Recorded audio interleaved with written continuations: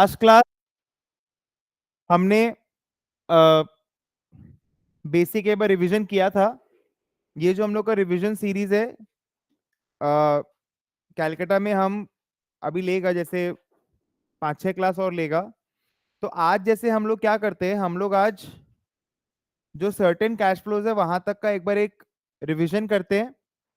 जैसे starting from deferred annuity, increasing decreasing annuity, and उसके बाद में I will tell you some important sums, and if there are any pain points तो वो pain points आपके जो नाइट क्लास है एंड जो वीकेंड क्लास है उसमें डिस्कस हो जाएंगे। अब समझना एक चीज को, अभी जैसे हम लोग का वीक में 6 आवर्स का क्लास हो रहा है, 2 दिन रात में हो रहा है और वीकेंड्स पे हो रहा है 2-2 घंटे का। जो वीकेंड्स पे जो हो रहा है वो आपका एक्सेल का क्लास है, ठीक है। उसमें अभी सर्टेन कैश फ्लोज का कुछ पोर्शन बचा था एडवांस वाला, तो हम लोग कंटिजेंसी से चालू कर रहे हैं। अभी सर ऑफ पे है, मृदुल सर 1-2 वीक ऑफ पे है। व्हेन ही कम्स बैक तो we are going to resume from contingencies.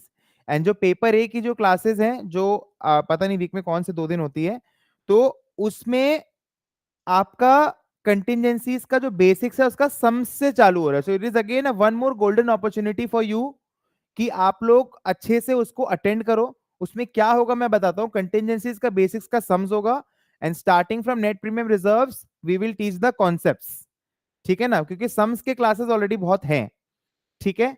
सो वो हम लोग का आने वाला 2 महीने का टारगेट है, लाइक फेब एंड तक, मार्च फर्स्ट वीक तक, ठीक है। तो वो अटेंड करो। एंड अभी जैसे का अभी जो टाइम है आपके पास में, आप इस पे अभी पहले आप ये देखो कि आपका कितना हुआ है। For example if you have completed 50% of the syllabus, तो जो हुआ है उसको अच्छे से करना पड़ेगा। You need to revise. तो रिवाइज करने के लिए आपको कोई भी एक कॉन्सेप्ट का सम को लेके इंडिपेंडेंटली बनाना पड़ेगा, और आपको ये देखना पड़ेगा कि आप वो क्वेश्चन बना पा रहे हो कि नहीं बना पा रहे हो। Many students are asking the game plan. There is nothing as such called as a game plan in CM1। आपका ये फर्स्ट पेपर है, बहुत लोग का सेकंड एग्जाम है, तो नर्वसनेस होना स्वाभाविक है। जो भी बच्चे IFOA से एग्जाम दे रहे हैं, सो IFOA से अभी जैसे क्लोज्ड बुक का वो है, ठीक है ना, कि अब आप क्लोज्ड बुक एग्जाम होगा एंड उसमें आपको कोई भी टाइप का नोट्स रेफर करने नहीं दिया जाएगा। एग्जाम्स पहले ऐसे ही होते थे एंड एग्जाम्स ऐसे ही होने चाहिए क्लोज्ड बुक, ठीक है। तो अभी कुछ भी वैसा नहीं है। इसमें आप ये एक्सपेक्ट कर सकते हो कि बहुत ज्यादा आउट ऑफ द टॉपिक या फिर आउट ऑफ द कॉन्टेक्स्ट वो लोग नहीं देंगे। वो लोग आपको हल्का फुल्का प्रूविंग जो पहले नहीं पूछते थे ओपन बुक होने से, क्योंकि वो डायरेक्ट कॉपी पेस्ट वर्क होता, वो अब आपको देंगे। बाकी जो स्किल लेवल टेस्ट होता है, IFOA का पेपर क्वालिटी सुपर्ब, तो जो स्किल लेवल जो टेस्ट होता था पहले भी, वो भी ऐसा ही रहेगा, ठीक है ना। तो there is not as such any kind of change which I will expect, because again mathematical typing remains as it is. Now I know many of you haven't started doing mathematical typing. It's your fault. हमने बहुत सारे lectures दिए हैं उसमें, and mathematical typing in today's time is not a big deal, okay. हम लोग एक practice करेंगे कि अब से जो भी नेक्स्ट क्लास होगा, आप लोग सब लैपटॉप लेके आओगे, ठीक है ना। आज वाला क्लास ठीक है, ये doing in pen and paper, it's fine, but from next class onward सब लोग लैपटॉप लेके आएंगे। जो बच्चे इंडियन इंस्टीट्यूट से करे उनको कॉपी पेन चलता है, क्योंकि उनको मैथमेटिकल टाइपिंग नहीं करना है, ठीक है ना। क्लोज्ड बुक में एज सच कोई भी टाइप का चेंज मेरे को नहीं लगता है। Some sort of important proving, ठीक है ना। प्रूविंग जैसे कि आपका एनविटीज में कुछ प्रूविंग है, ठीक है ना। उसके बाद में आप थोड़ा आगे बढ़ते हो तो आपको बॉन्ड्स में 1-2 प्रूविंग मिलता है। जो एक प्रूविंग हम लोग किए थे, why IP should be greater than 1 - T1 into D/R, capital gains test का जो है वो एक प्रूविंग आया हुआ एग्जाम में, ठीक है। उसके बाद में आप थोड़ा और आगे बढ़ोगे तो कंटिजेंसीज में देयर आर सम प्रूविंग जो हमने किए था। तो ये सब प्रूविंग आप एक्सपेक्ट कर सकते हो एग्जाम में, 4 नंबर का अप्रोक्सीमेटली आ सकता है, बट एज सच इसमें कुछ भी नहीं है। एंड मैं जो एक्सपेक्ट करता हूं कि फर्स्ट टाइम क्लोज बुक हो रहा है, देयर इज प्रॉक्टरिंग, तो मे बी आप ये अब की बार का जो रिजल्ट था that was very poor CM1 का, ठीक है ना। Result was somewhere around 35% IFOA का। तो आप ये थोड़ा बहुत एक्सपेक्ट कर सकते हो कि अब की बार का जो आएगा पेपर, ओपन बुक में क्या होता है ना, एक आपका intellectual level is at this level, ठीक है ना, बिकॉज दे ऑलरेडी नो कि हम मैथ से कुछ नहीं पूछ सकते हैं, हम रिविजन नोट से कोई डायरेक्ट क्वेश्चन नहीं दे सकते हैं, ठीक है ना। हमको जो भी करना है हल्का ट्वीक करके देना है। Paper will be tweak, but I will not expect the paper to be of this level, हल्का दिस लेवल, ठीक है। बट आप लोग के हिसाब का जो ये लेवल है वो पेपर का कोई लेवल नहीं है compare to previous terms. For example, अगर आप पहले टर्म के क्वेश्चन को देखोगे, जो पहले जो क्वेश्चंस आते थे 2016, 17, 18, इन लेवल के पेपर के मुकाबले लास्ट 5 साल में CM1 में ऐसा कुछ आया ही नहीं है। Like there is no full-fledged question on profit testing. There is no complexity in competing risk or any kind of new difficult question, game changer question in joint life. So you can expect some good questions from this. And for that I will help you, I will guide you कि हाँ कहाँ tweak कर सकते हैं, but 80% paper बिल्कुल common मिलेगा आपको. You will get easy sums, try to understand. उसके लिए आपको आपका बेस पे एकदम पूरा चेक रखना पड़ेगा. I'll सजेस्ट यू कि जो पहला जो है कट सर्टेन कैश फ्लोज का जो पहला जो बुकलेट है उसको 5 बार बनाइए, एंड जो कंटिजेंसीज का जो बेसिक्स है उसको 5 बार बनाइए. उसको जब आप बार बार बनाएंगे ना, आपका बेस पूरा एकदम स्ट्रांग हो जाएगा. उसके आगे वाले टॉपिक्स में आपको, जैसे कोर क्या है, कंटिजेंसीज का कोर क्या है, पहले ये समझो. कंटिजेंसीज का कोर है बुकलेट, जो ग्रॉस प्रीमियम रिजर्व वाला जो बुकलेट है, वो अगर कोई बनाता है, then I don't think so there is any kind of problem that you face in your profit testing. Okay. And अगर आपका सिंगल लाइफ स्ट्रांग है, जॉइंट लाइफ में you just need to build the strategy कि भाई दोनों को कैसे साथ में अपने को लेके चलना है. यही मैं आपको समझाना चाहता हूँ. कोर पे आप लोग फोकस करिए, अभी आपके पास बहुत टाइम है, ठीक है ना. सो कोर पे थोड़ा फोकस करिए. जैसे मेरे टाइम पे मैंने जो CT1 का जो एग्जाम दिया था, उस समय एक बहुत कॉम्प्लेक्स क्वेश्चन आया था 26 मार्क्स का प्रोजेक्ट अप्रेजल से. देयर हैव बीन टर्म्स जहां पर आपका टर्म स्ट्रक्चर से 30-40 मार्क्स तक का भी क्वेश्चन आया है. तो अगर सोचो किसी का भी वो कॉन्सेप्ट वीक रह जाता तो फिर सोचो. बट आज के दिन पे ऐसा नहीं है. तो आपको पास अभी बहुत टाइम है. You have 100 days of time to prepare for the exam. That is sufficient for preparing for the exam. You are not that dedicated. Like हम लोग ने देखा बैच को इवॉल्व होते हुए. लाइक द कर्व वाज, हमने जब 2015 में देखा, वो ऐसे कर्व जाके वो अभी इस मुकाम पे खड़ा है. आप लोग यहां पर हो क्योंकि कोविड में जो भी हुआ, अभी आप लोग का बेस ऐसा है, आप लोग को इतनी छोटी छोटी चीजें कॉम्प्लेक्स लगती हैं. उसके लिए आपको एक बार मेहनत करना पड़ेगा. आप अगर CM1 में वो मेहनत करते हो तो आपको CS1, CS2, CM2 में ऐसा कोई दिक्कत नहीं होगा. लेकिन आपको वो एक बार you need to put in that effort. आपको स्टैट्स जो आपका वीक रह गया, जो आपका, वो आपको एक बार इसमें एफर्ट लगाना पड़ेगा, ठीक है. एंड कोई भी समय बिना देखे बनाओ. जब तक बिना देखे नहीं बनाएगा ना, एग्जाम में वो नहीं बनेगा. रिवीजन नोट दिया गया है, सॉल्यूशन दिया गया है, बट आपको बिना देखे उस सम को बनाना है. आप बिना देखे बनाओगे तो ही आप एग्जाम में सम को कर पाओगे, और एक बार बनाने से नहीं होगा. आपको 4 से 5 बार उस सम को बनाना होगा. फर्स्ट टारगेट शुड बी कि मेरे को February 3rd वीक तक सिलेबस अच्छे से खत्म करना है. 4 घंटे की आपकी कॉलेज है, 5 घंटे का आपका कॉलेज है मान लो, ठीक है. 5 घंटे का कॉलेज के अलावा I don't feel any work that you have. 5 घंटा का कॉलेज हो गया, 6 घंटे की नींद. 2 घंटा भी माने आपके पास एक स्टूडेंट के पास में I I I feel 8 hours of clear study he has got, जो उसके अंदर में है, जो वो डेली पुट इन कर सकता है. एंड ट्रस्ट मी, मैंने देखा है, मतलब CM1, CM2, CS1, CS2 जहां क्लियर हुआ ना, तुम लोग एक्चुअली बन जाओगे. मतलब उसका तुमको कोई स्टॉपिंग नहीं होगा. मैं सच बता रहा हूँ. लेकिन अगर इनमें से कोई एक भी रुक जाता है ना कॉलेज के टाइम पे, मैंने, आप मान लो वर्किंग हो, आपके लिए बहुत चैलेंजिंग होगा पेपर को देना, एंड वो बहुत बहुत दिक्कत होता है फिर उसमें, ठीक है ना. तो ये चीज है. हम लोग लास्ट डे जो रिवाइज कर रहे थे, अभी हम लोग उसमें आगे बढ़ते हैं, ठीक है. हम लोग अभी पहले इंक्रीजिंग एनविटीज पे फोकस करते हैं, ठीक है. हमने इसमें 3 टाइप से किया था. हमने सबसे पहले देखा एक डेफर्ड एनविटी. सो एक डेफर्ड जो एनविटी था वो क्या था कि अभी नहीं चालू होगा, कुछ टाइम बाद चालू होगा. There are 2 terminologies. One is immediate annuity, one is immediately. Immediately means what? Advance. Immediate means what? Deferred नहीं है, या तो 0 से चालू होगा या फिर 1 से चालू होगा. कुछ नहीं बोलता है तो हम लोग क्या मानेंगे? अरियर मानते थे, राइट. अब जैसे देखो, बहुत बार आपको ऐसे बोलेगा कि ये 0 है, ये 1 है, आपका पहला पेमेंट टाइम 5 पे हो रहा है. तो यहां से यहां कितना पेमेंट्स हो गया, जल्दी बताना. 5 से लेके 10 कितना पेमेंट्स हो गया? 6.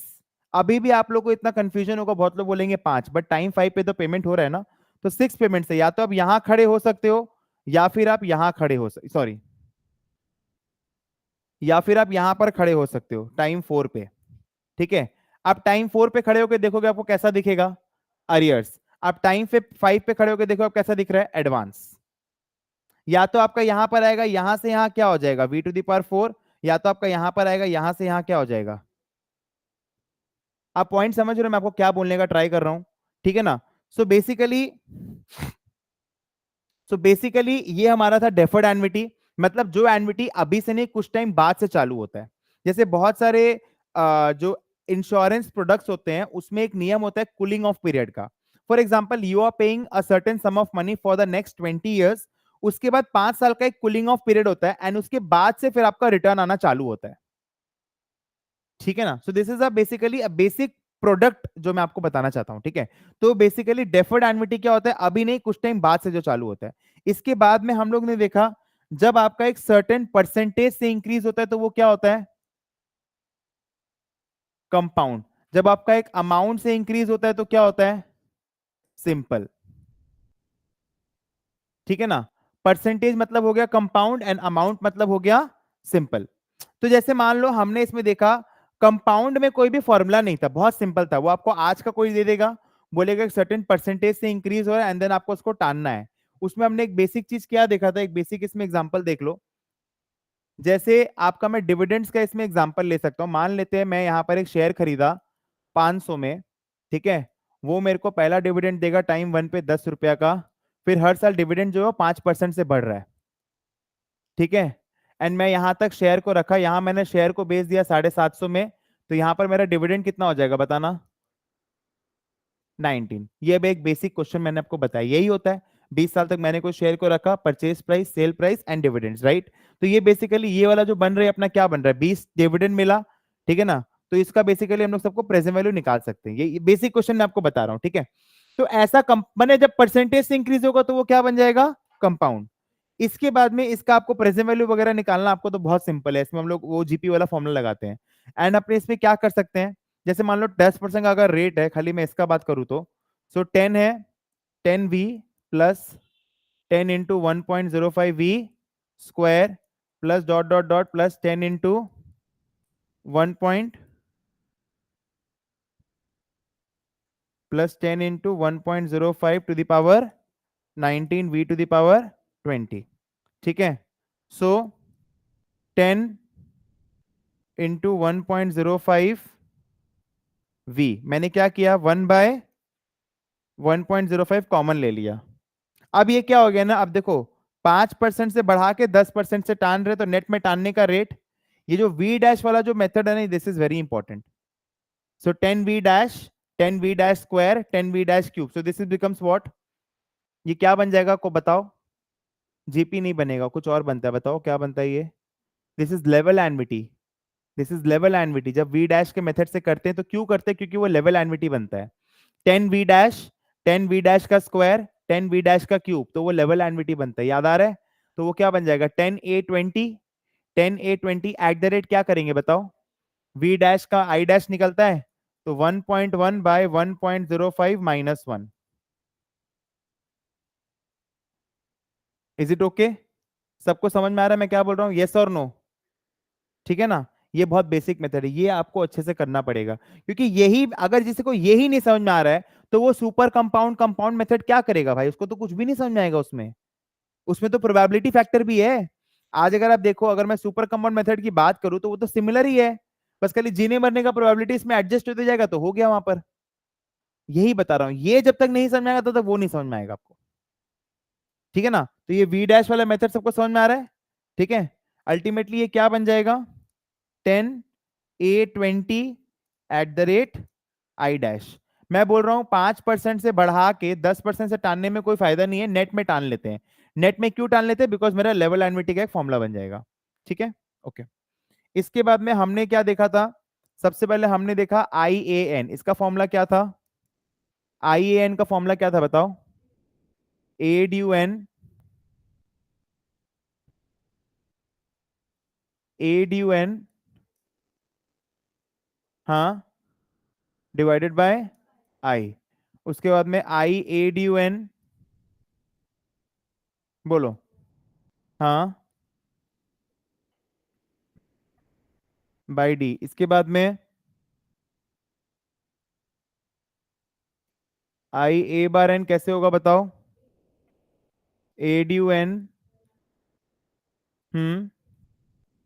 और एक क्या था, माने increase is also continuous and the payment is also continuous.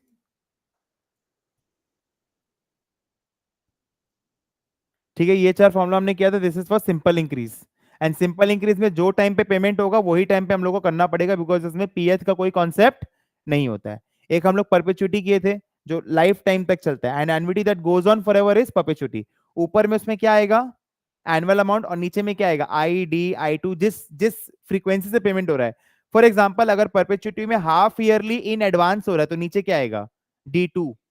Half yearly in advance, advance का D एंड हाफ ईयर का D2। ठीक है, ये कॉपी हो गया। ठीक है, ओके। इसके बाद में ये वाले में और कुछ भी नहीं था।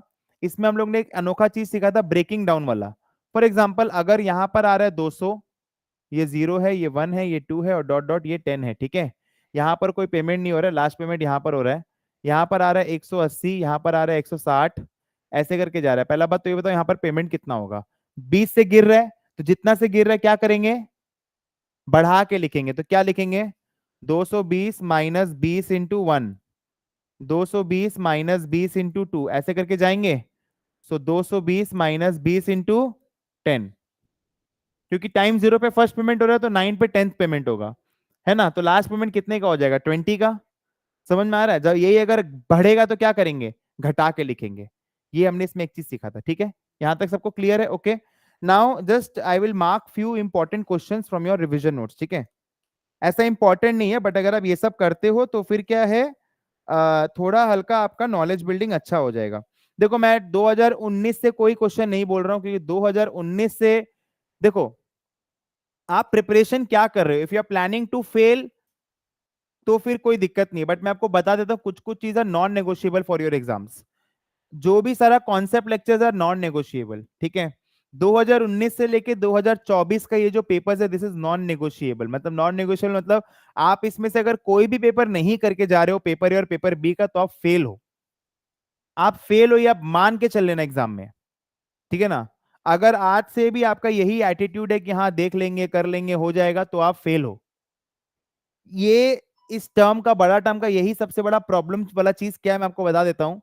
खास करके कैलकाटा स्टूडेंट्स के लिए अभी आएगा जेवोत्सव। ठीक है ना, तो जनवरी पूरा गया, बट ऐसा नहीं होता है। आपको ये समझ, आज देखो मैं उस समय नहीं गया, मैं गया एक दिन गया, कभी कभी गया 2-3 घंटा के लिए गया, बट अड्डा नहीं मारा वहां पर जाके 10-10 घंटा, तभी आज मेरे को कोई प्रॉब्लम नहीं है। तुम लोग अभी समझ नहीं पा रहे, ये जो टाइम तुम लोग खत्म कर देगा ना, बाद में तुम लोग को बहुत दिक्कत होगा। Now is the time. ठीक है ना। And trust me, there is, अभी तुमको ऐसा लग रहा है कि हाँ अभी जैसे जैसे इंस्टाग्राम पे मैं देखता हूँ, मैं फेसबुक में देखता हूँ कि ऐसा दिखाता है how to become rich in 20s। तुम लोग देखेगा कोई 22 साल का लड़का है, वो यूएस जा रहा है, एमिरेट्स में, बट वो सब सब फेक है, सब फेक है, सब फेक है। रियल करियर बनता है पढ़ाई करने से भाई, अच्छा अच्छा करियर तभी बनता है। ठीक है, तो अभी जैसे मैं दिखा कि एक जन दिखाया, एक चाय वाला है और एक 10th पास है। जैसे निखिल कमात और उसका जो पॉडकास्ट आया उसके लिए बोल रहा है कि एक चाय वाला है और एक तुम्हारा वो है 10th पास है, तो पढ़ाई लिखाई सब वेस्ट है। ये सारा प्रोबेबिलिटी का गेम है। 160 करोड़ में एक जन वैसा निकला, बट इस क्लास में हर जन एक अच्छा वो बनेगा, तो वैसा नहीं होता है। समझ पा रहे हैं, every last bencher is not Steve Jobs, Bill Gates. वो लोग ड्रॉप आउट है, ये देखते हैं ड्रॉप आउट कहां से, हार्वर्ड से ड्रॉप आउट है। ठीक है, ये भी तो देखो कि ड्रॉप आउट कहां से है। मार्क जकरबर्ग के लिए बोलता है ड्रॉप आउट है, कॉलेज भी पूरा नहीं किया। तुमको क्या लगता है, तुम जेवियर्स का फर्स्ट ईयर नहीं पढ़ेगा, ड्रॉप आउट कहां से, पहले ये तो देखो। हार्वर्ड, स्टैनफोर्ड से वो लोग ड्रॉप आउट है। भाई वैसे नहीं होता, समझो चीज को, मतलब क्या है, you need to understand the practicality also. ठीक है ना। वो मैंने 10 से वो किया, वो उसका ब्रेन वैसे काम कर रहा है, मतलब उसको एक, आज जैसे फॉर एग्जांपल मैं थोड़ा बहुत बुक सेलिंग करता था जब मैंने was in class 11 and 12, that my brain used to work in that way. तुम्हारे अंदर भी अगर ऐसा है ठीक है, but you you should be very focused कि मेन चीज को मैं नहीं छोड़ सकता हूँ। अभी तुम लोग बहुत सारा ऐसा मौका आएगा, तुम लोग ये तो योलो, ये नहीं भाई। ठीक है, नहीं होता वैसे, टाइम है, तुम लोग बहुत टाइम है अभी। ठीक है, ये वाला ठीक है। इसके बाद में इक्वेशन ऑफ वैल्यू, हाँ मैं समझ मार्क करा रहा हूँ, 1 मिनट भूल गया था, 1 मिनट। तो अभी जैसे 2019 से 2024 तक का तो ठीक है। अभी पहला बुकलेट में कोई भी कंटिन्यूअस वाला जो सम है ना, मतलब जैसे पेमेंट स्ट्रीम का एक बेसिक क्वेश्चन मैं आपको पैटर्न बताता हूं उसमें क्या होता है। ऑनलाइन में सबको मेरा वॉइस आ रहा है ना, कोई दिक्कत नहीं है? ठीक है, okay. Will there be leniency there in closed book? Can we expect that? Anish Arora, the answer is no. You are the biggest fool that I have seen. ठीक है ना? हमने एग्जाम दिया है क्लोज बुक में, leniency क्यों होगा भाई, मेरे को पहले ये बता दे। Absolutely rubbish question to ask. मैंने तुमको ये लगता है कि अगर क्लोज बुक होगा तो मतलब पेपर इजी आएगा? Why? Relatively to open book पहले भी पेपर इजी आ रहा था भाई। आज तुम लोग कोई भी सीनियर से पूछो, जो CM1 का एग्जाम में मटेरियल से कुछ छाप के लिखा, इट इज इम्पॉसिबल। इम्पॉसिबल है, तुमको ऐसा लग रहा है। तुम जब तक रिवीजन नोट में क्वेश्चन खोजेगा, तुम्हारा 15 मिनट तो उसी में चला जाएगा।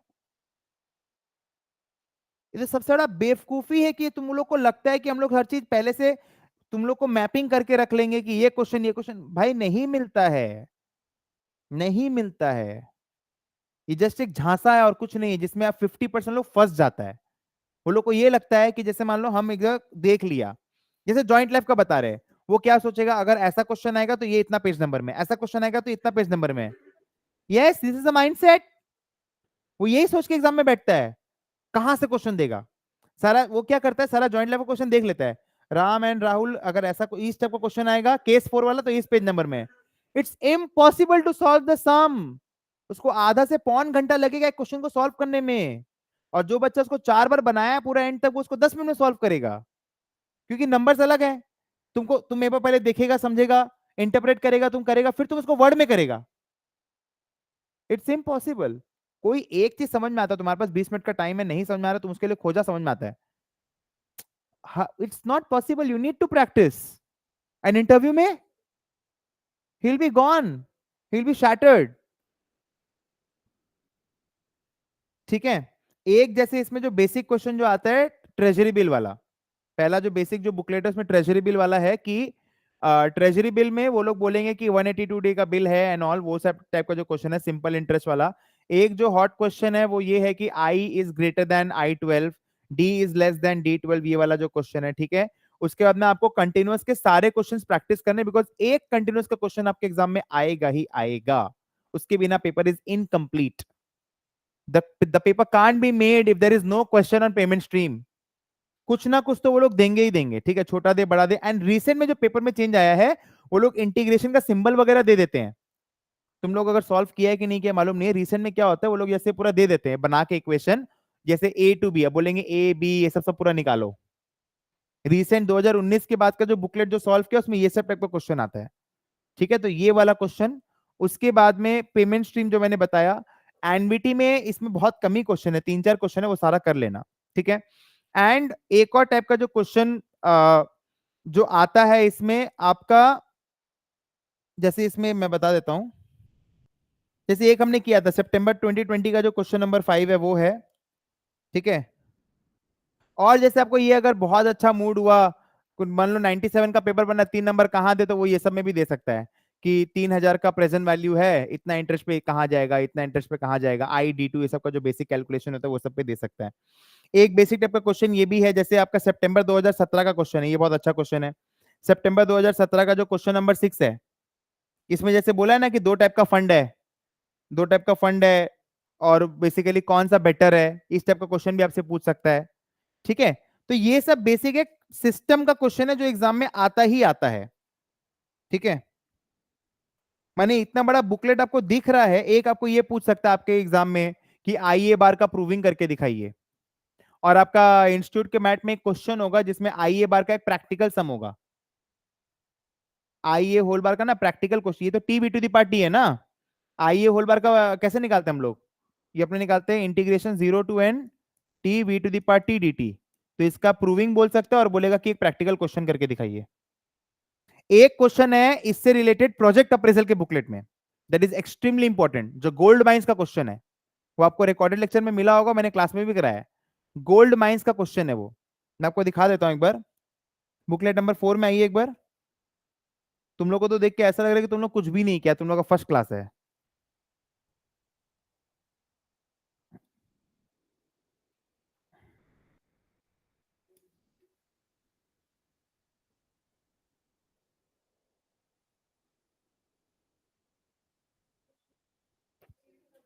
अप्रैल 2016 का क्वेश्चन नंबर 12। ये देखो आइए होल बार का क्वेश्चन है, ठीक है। ये वाला क्वेश्चन लिंकअप करके दे सकते हैं, ये वाला क्वेश्चन बहुत हाई चांस है ऐसा टाइप का क्वेश्चन आपके एग्जाम में आएगा। पहले बोलेगा प्रूविंग करो, और एक क्वेश्चन है जो लोन शेड्यूल में है। लोन शेड्यूल वाला में आओ, हम तुमको बताते हैं। बुकलेट नंबर 3 में आओ, उसमें क्या है, आईएएन का है। बोलता है स्टूडेंट जो लोन ले रहा है, स्टूडेंट लोन ले रहा है, पहले एक्स 2x 3x का पेमेंट होगा, अप टू 60x जाएगा। बोलता है वो सब नहीं करना है, वो सब स्टूडेंट का हालत खराब हो जा रहा है 40x 50x में, तो बोला सबको पैरेलल कर लो, माने लेवल कर दो। वो वाला क्वेश्चन जो है एक तो हम दिखा देते हैं।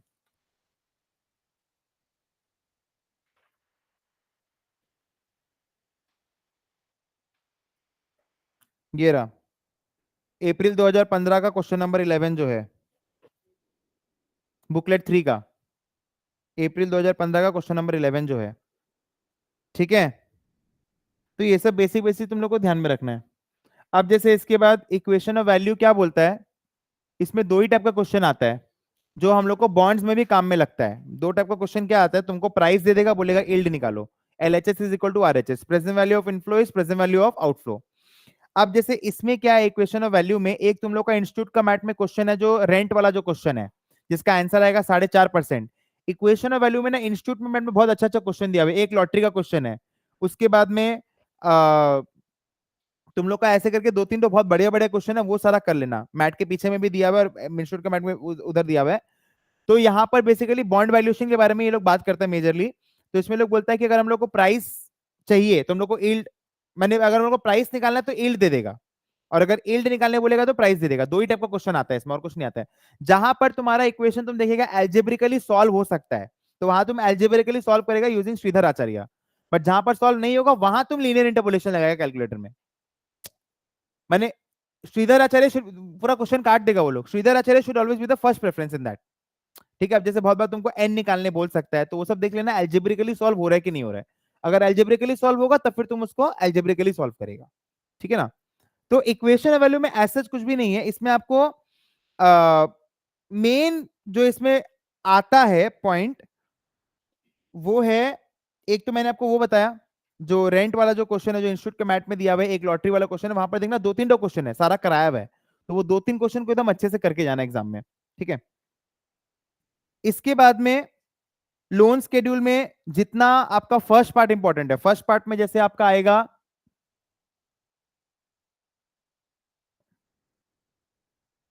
लोन शेड्यूल में सबसे पहले इंपॉर्टेंट पॉइंट हम लोग क्या समझते हैं, कुछ भी देगा सबसे पहले क्या निकालना है, EMI. Make it very simplified एकदम। अभी एक दो टर्म के पहले एक बहुत कॉम्प्लेक्स क्वेश्चन आया था, उसको सॉल्व कर लेना। लोन शेड्यूल अभी हॉट टॉपिक बनते जा रहा है, मतलब उसमें एक क्वेश्चन तो दे ही रहा है, मतलब हर term mostly paper and the paper में तो बनता ही है, क्योंकि लोन शेड्यूल है। प्रैक्टिकल पॉइंट ऑफ व्यू से भी loan schedule is very important, तो लोन शेड्यूल का एक क्वेश्चन देना बनता है, ठीक है। अब जैसे इसमें क्या है आप लोग का, सबसे पहले आप देखोगे शेड्यूल बनाने तो मोस्टली नहीं बोलेगा, ठीक है ना। बोलेगा कि आप फॉर एग्जांपल आपको बोलता है इंटरेस्ट अमाउंट निकालो फोर्थ ईयर का, तो कैसे निकलता है ये, लोन आउटस्टैंडिंग टाइम पहले निकालेंगे, मल्टीप्लाई करेंगे इंटरेस्ट का रेट से, तो ये अपना आ जाएगा बेसिक बेसिक। इसमें एपीआर वाला कॉन्सेप्ट इज वेरी इंपॉर्टेंट। अब जैसे क्लोज बुक हो गया ना, तो ये वाला क्वेश्चन पूछ सकता है, why is APR double the flat rate calculated to the nearest 0.1%. 0.1% मतलब for example if your answer is coming as 18.62%, तो this is not the right answer, it is 18.6। और इसका जो एक्सप्लेनेशन है उसको बार बार समझाया हुआ, why is APR double the flat rate, क्योंकि फ्लैट रेट का फॉर्मूला क्या है, फ्लैट रेट का फॉर्मूला क्या है, टोटल इंटरेस्ट इनटू, सॉरी हाँ, ऊपर में क्या आता है बताओ, फ्लैट रेट में ऊपर में क्या आएगा, टोटल इंटरेस्ट, नीचे में क्या आएगा, original loan into term in years into loan amount, माने इंटरेस्ट पर रूपी पर ईयर। अच्छा ये तो हो ही गया, यहाँ पर ओरिजिनल में तो आ ही गया, sorry. Total interest divide by original loan into term in years, इसका मतलब क्या है, मतलब फॉर एग्जांपल आपका 5 साल का है, ठीक है। फॉर एग्जांपल आपका 5 इयर्स का अगर लोन है, अगर आपका 5 इयर्स का लोन है तो इसका मतलब क्या है बताइए, अगर आपका 5 साल का लोन है तो इसका क्या मतलब है। अब जैसे मान लीजिए आपका 1 साल का ब्याज आ रहा है 80,000, ठीक है, this is interest per annum, ठीक है, एंड लोन अमाउंट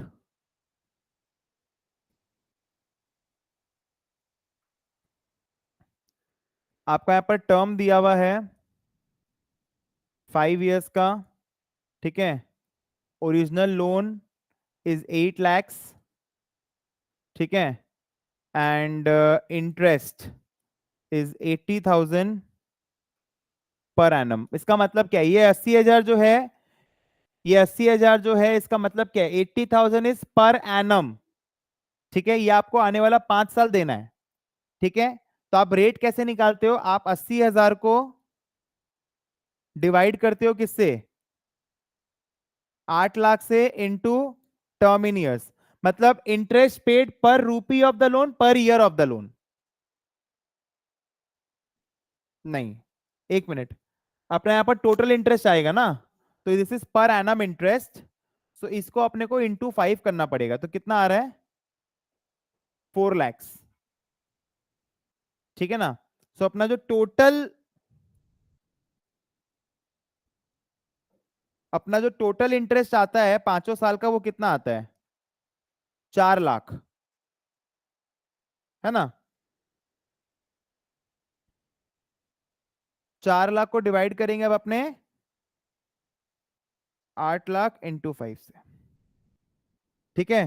देखो ऐसे ही धुंधलापन हो जाता है, मतलब when you don't touch any topic for some time, तो तुमको यही सब चीज एग्जाम में नहीं होगा, फ्लो तुमको मेंटेन करके रखना पड़ेगा। तो पेपर जब सॉल्व करता है ना, जैसे मान लो एक पेपर सॉल्व किया, तो एक पेपर सॉल्व करने से क्या होगा, तुम्हारा पूरा रिवीजन होता है उसमें। When you solve one paper, तो तुम्हारा पूरा सारा कॉन्सेप्ट उसमें आता है भाई, एक क्वेश्चन लोन का हो गया, एक क्वेश्चन प्रोजेक्ट अप्रेजल का होगा, एक क्वेश्चन टर्म स्ट्रक्चर का होगा, तो वो पेपर सॉल्विंग का हैबिट में आना पड़ेगा, और वर्ड पे सॉल्व करना होगा तुम लोग को, तब तुम लोग का एग्जाम क्लियर होगा, ठीक है।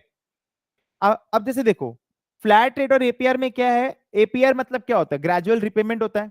अब जैसे मान लो आज मैंने 8 लाख का लोन लिया, तो कुछ रिपेमेंट करेंगे तो लोन अमाउंट कम होगा, फिर उस पर रिड्यूस्ड इंटरेस्ट लगेगा।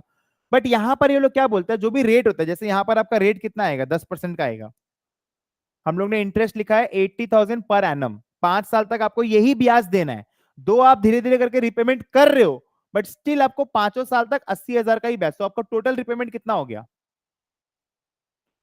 टोटल रिपेमेंट कितना हो गया, 12 लाख। 8 लाख आप किसका दे रहे हो, लोन का दे रहे हो, और 4 लाख आप ब्याज का दे रहे हो, तो टोटल 12 लाख हो गया।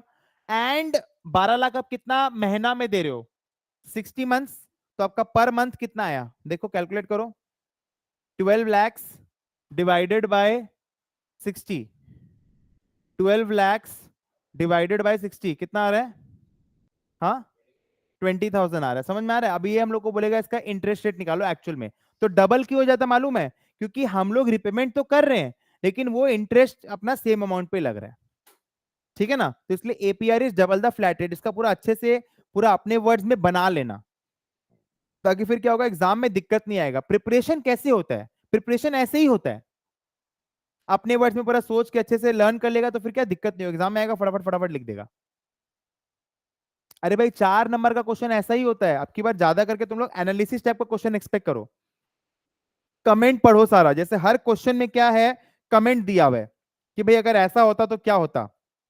एक, ये सबको समझ में आया, मैं वापस से रिवाइज करा दे रहा हूं, what is flat rate, flat rate is a bogus measure, मतलब उसमें क्या होता है, total interest is charge on the full loan amount for the full term, इसीलिए टोटल इंटरेस्ट जो टर्म का है, जैसे 4 lakh, original loan into term in years, ठीक है। तो यहां पर मेरे जैसे फ्लैट रेट 10% आ रहा है, इसका एपीआर आएगा रफली 18 से 20% के बीच बीच, ठीक है।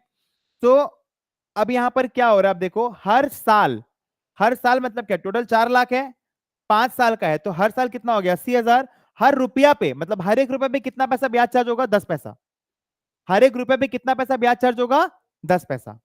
Are you understanding. एक क्वेश्चन है लोन शेड्यूल में जो है, ये सबको समझ में आएगा ना पक्का से, ये वाला। उसके बाद में एक क्वेश्चन है जिसमें आपका बोलता है कि आपका जो रिपेमेंट आप करेंगे वो आप ऐसे करेंगे, जैसे मान लो 2,000, 2,200, 2,400 ऐसे, तो लोन का अमाउंट एक बार के लिए मान लेते हैं फॉर एग्जांपल 80,000 है, ठीक है। तुम देखेगा धीरे धीरे करके पहला 2-3 साल क्या हो रहा है, लोन का अमाउंट बढ़ रहा है, क्यों बढ़ रहा है, क्योंकि your installment is not able to cover the interest payment also, ठीक है ना, ये सब टाइप का क्वेश्चन इज अगेन इंपॉर्टेंट। ये वाला जो है अ, एक देखो अप्रैल 2013 का है, क्वेश्चन नंबर 10 है। ठीक है, रिड्यूस पेमेंट निकालने बोलेगा, कंपेयर करने बोलेगा। भाई लोन शेड्यूल तो मेरे को लगता है एक दिन का क्वेश्चन, एक दिन का है मतलब। देखो एक नया टाइप का फॉर्मूला, डिक्रीजिंग एनविटी का भी फॉर्मूला ये लोग सिखाया है, ये मैंने कराया हुआ वीडियो में। So that the present value of this annuity, April 2018 का क्वेश्चन नंबर 11, इस टाइप का क्वेश्चन। ठीक है भाई, क्वेश्चन ही कितना है इसमें, टोटल में 13 ही तो क्वेश्चन है। अब देखो रिपीट हुआ है, देखो यहां पर देखो क्वेश्चन रिपीट हुआ है अप्रैल 2021 क्वेश्चन नंबर 8 में, x 2x 3x up to 60x, समझ गया, ऐसे करके रिपीट होता है question, same same question repeat होता है।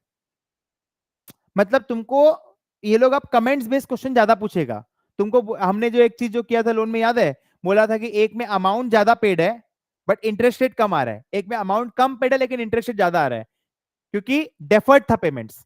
डेफर्ड का मतलब क्या होता है, जब टानेंगे, देखो ज्यादा दूर पेमेंट है तो अगर कम रेट से भी टानेंगे ना तो प्रेजेंट वैल्यू कम आता है, लेकिन अगर पास में पेमेंट है, ज्यादा रेट से भी टानेंगे तो भी प्रेजेंट वैल्यू ज्यादा आएगा। मतलब बेसिकली क्वेश्चन यही था कि एक में क्या हो रहा था, आपका जो लोन रिपेमेंट है, फॉर एग्जांपल एक में आ रहा है 50,000 और एक में आ रहा है 40,000, तो जिसमें कम रिपेमेंट है इसमें इंटरेस्ट रेट था ज्यादा और यहां पर था इंटरेस्ट रेट कम।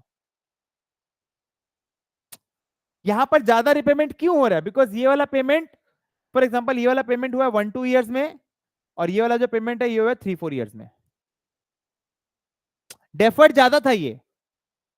हम बोलते हैं आपको अभी पहला 5 साल कुछ नहीं देना है, उसके बाद से चालू करिए, तो 10 नहीं 15 लेंगे। ठीक है ना, यही चीज है।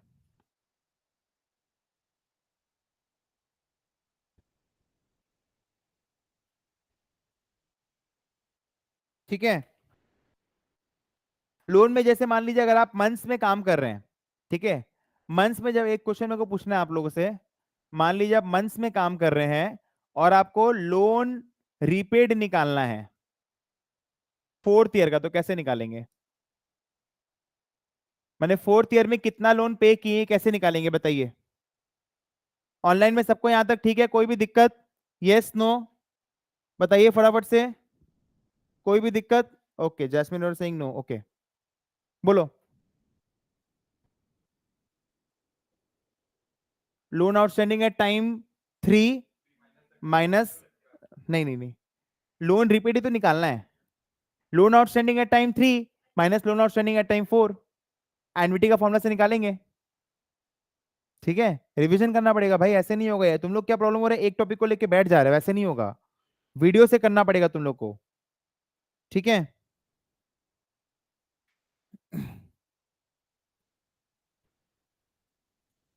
एक क्वेश्चन लोन शेड्यूल में ये भी था जिसमें वो लोग ऐसे बोला था, जैसे कि मान लो 20 साल तक रिपेमेंट होगा, हर 4-4 साल में बढ़ रहा है, हर 4-4 साल में बढ़ रहा है, मतलब ऐसा देखो, ये 0 है, ये 4, ये 8, ये 12, ये 16 और ये 20, यहाँ x है, यहाँ x प्लस 100 हो गया, यहाँ x प्लस 200 हो गया, यहाँ x प्लस 300 हो गया, यहाँ x प्लस 400 हो गया, ऐसा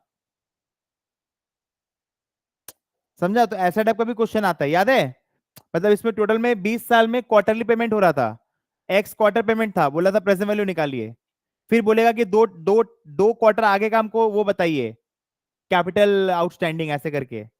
तो तोड़ तोड़ के करना, जहां नहीं समझ में आएगा ना, जिस टाइम पीरियड में काम हो रहा है उस टाइम पीरियड में काम करना। मैंने जैसे मान लो अगर पेमेंट मंथ्स में हो रहा है तो मंथ्स में काम करना, एकदम झमेला खत्म हो जाएगा। ठीक है,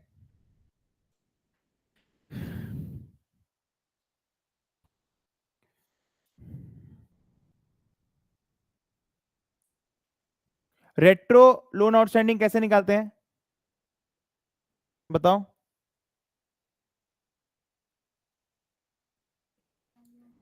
रेट्रो लोन आउटस्टैंडिंग कैसे निकालेंगे बताओ। Very good, AV of loan minus AV of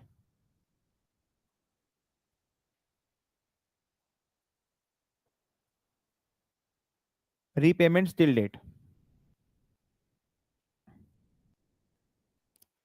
ठीक है,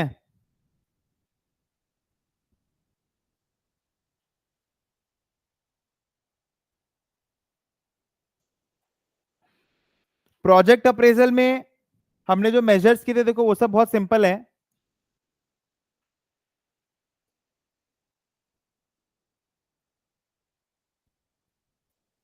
प्रोजेक्ट अप्रेजल में क्या है, हम लोग क्या क्या मेजर किए थे, हम लोग किए थे NPV, PV of inflow minus PV of outflow, it is a volume major.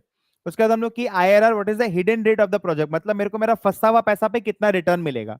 PV of inflow should be equal to PV of outflow. एक हमने की डिस्काउंटेड पेबैक पीरियड। अब जैसे क्लोज बुक में एक क्वेश्चन जो आपको एक्सपेक्टेड है वो ये है कि पहले वो लोग पूछेंगे व्हाट इज डिस्काउंटेड पेबैक। मैंने मेरा मेरा तो हॉट फेवरेट है डीपीपी का क्वेश्चन। मैंने एक बच्चा को कहां फंसा सकता है डीपीपी में, एक बच्चे को कहां फंसा सकता है कंटिन्यूअस में, ये लोगों को मालूम है ये लोग का वीक पॉइंट है। जो वीक पॉइंट है उसको स्ट्रॉन्ग पॉइंट बनाओ अपना। उसको मालूम है बच्चा इंक्रीजिंग लोन का स्ट्रक्चर में फंसेगा, माने आपको आपको मजबूर कर देगा सम को एनुअल में करने में, लेकिन लोन शेड्यूल में पेमेंट मंथ्स में होगा। अभी 2 टर्म के पहले क्वेश्चन आया था, इसमें है कि नहीं मैं देखता हूं, इसमें नहीं होगा बोला। अभी 2 से 3 टर्म के पहले एक लोन शेड्यूल को देखना, लास्ट में बहुत बड़ा क्वेश्चन था। That was outstanding question on loan schedule. भाई तुम लोगों को मालूम नहीं है कितना इजी हो गया तुम लोग के लिए। मैंने वो क्वेश्चन जब मैंने देखा उसमें सबसे पहले बोला इक्वेशन बनाइए, उसका 2 नंबर है, सॉल्व करिए 3 नंबर है, फिर रिस्ट्रक्चरिंग हो रहा है, फिर बोला इक्वेशन बनाइए, फिर सॉल्व करिए, फिर कमेंट करिए। मैंने सॉल्विंग ज्यादा नहीं है, सॉल्विंग तुम देखेगा 60% सॉल्विंग है, बाकी 40% तुम्हारा कमेंटिंग है। और कमेंटिंग वही कर पाएगा जो अच्छे से सारा कमेंट्स को रीड किया है। अगर तुम लोग ये बोलता है कि हम लोग को इस क्वेश्चन का आंसर नहीं चाहिए, देखो इसमें प्रॉब्लम क्या होगा ना, अगर हम तुम लोग को देंगे तो तुम लोग सब वही लिख के आएगा। चीज समझो, हम तुम लोग को ये चीज दे दिए कि भाई आ, हम तुम लोग को दे दिए पूरा शीट बना के दे दिए, हम तुम लोग को क्वेश्चन का लिस्ट बना के दे सकते हैं, सॉल्यूशन ढूंढना तुम्हारा काम है, हम ये कर सकते तुम लोग के लिए। हम पूरा CM1 का एनालिटिकल क्वेश्चन का लिस्ट तुम लोग को बना के दे सकते हैं, सॉल्यूशन ढूंढना हम डिस्कस भी कर सकते हैं, लेकिन सॉल्यूशन ढूंढना तुम्हारा काम है।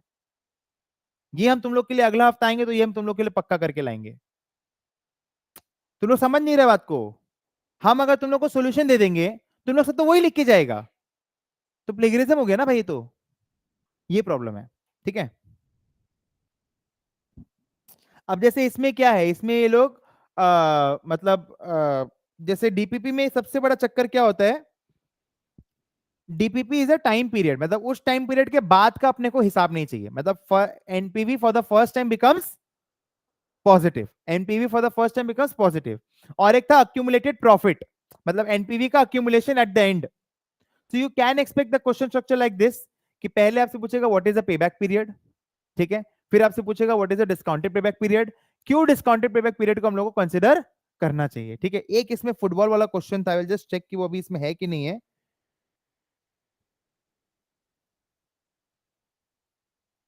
एक ये सितंबर 2015, ये मेरे टर्म का क्वेश्चन है, देखो ये मेरे टर्म में आया था, मैं घबराया नहीं, मैं बिल्कुल नहीं घबराया। 26 नंबर का क्वेश्चन था ये, देखो ये मेरे टर्म में आया था, मैंने सितंबर 2015 में एग्जाम दिया था, क्वेश्चन नंबर 9, ठीक है। ये गोल्ड माइन वाला जो क्वेश्चन है, भाई प्रोजेक्ट अप्रेजर का सारा ही क्वेश्चन मैंने, मेरे को लगता है बुकलेट तो पूरा ही कराया हुआ है। माने यू नीड टू, तुम लोग पॉइंट समझो, you need to understand the crux, मतलब तुम लोग को उसको फील करना पड़ेगा, तुम लोग को इक्वेशन खुद से बनाना पड़ेगा। तुम लोग को उसमें स्टार्टिंग में बहुत दिक्कत होगा, बट एक बार इक्वेशन बनने लग जाएगा ना, main is equation forming and then solving.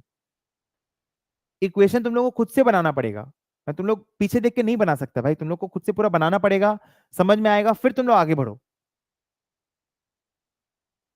थोड़ा टाइम लगेगा स्टार्टिंग में तुमको, फिर तुमको समझ में, हाँ इसकी जगह ये होना चाहिए, इसकी जगह ये होना चाहिए, इसकी जगह ये होना चाहिए, ऐसे करके।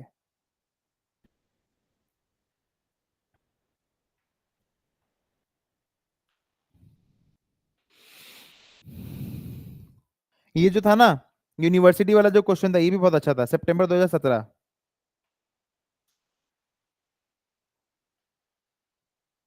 डीपीपी का तो भाई सारा क्वेश्चन कर लेना, डीपीपी पूछता ही पूछता है। पेपर अगर इजी आएगा, जैसे वो बोल रहा है लीनियंट अगर हुआ तो अगर लीनियंट होगा तो वो लोग पूछेगा एनपीवी का क्वेश्चन, सिंपल बोलेगा।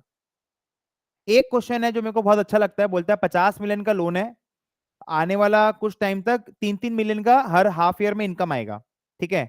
तो बोलता है कि एक ऐसा पॉइंट आएगा जब आपका लोन पूरा क्लियर हो जाएगा, तो तब तक का रेट अलग है, और फिर उसके बाद आप अक्यूमुलेट करोगे तब तक का उसमें अलग है। तो उसमें लोगों को क्या करना पड़ता है, एनपीवी नहीं बोलता, उसमें बोलता है डीपीपी निकालिए।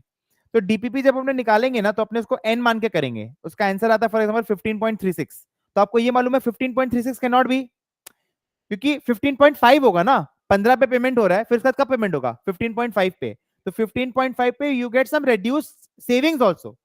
तो आपको क्या करना पड़ेगा, एनपीवी निकालना पड़ेगा टेकिंग इनटू कंसीडरेशन 15.5 तक का कैश फ्लोस। फिर वो एनपीवी को आपको 15.5 पे अक्यूमुलेट करना पड़ेगा। फिर वो क्या है, लोन चुकाने के बाद में 15.5 में आपके हाथ में कितना पैसा है, उसको आप 20 पे लेके जाओगे, और 4.5 साल और बचा है उसको आप 20 पे लेके जाओगे। सेविंग्स कम रेट पे होगा, लोन ज्यादा रेट पे होगा। ये क्वेश्चन, एक क्वेश्चन जो है डीपीपी में, आ, वो क्वेश्चन इसमें नहीं है क्या? हाँ?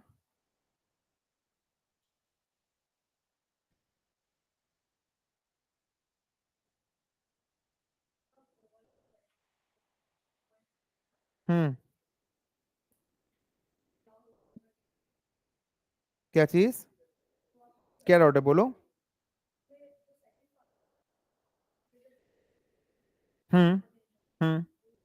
हाँ, आप सबसे पहले इसमें स्टेप्स देख लो कि कितना नंबर को, क्या नाम है क्वेश्चन का। बहुत सिंपल है, देखो इसमें सबसे पहले आप क्या निकाल रहे हो, अप्रैल 2014 क्वेश्चन नंबर 8 में आप निकालोगे NPV considering cash flows till time 15.5 years, then calculate the accumulated value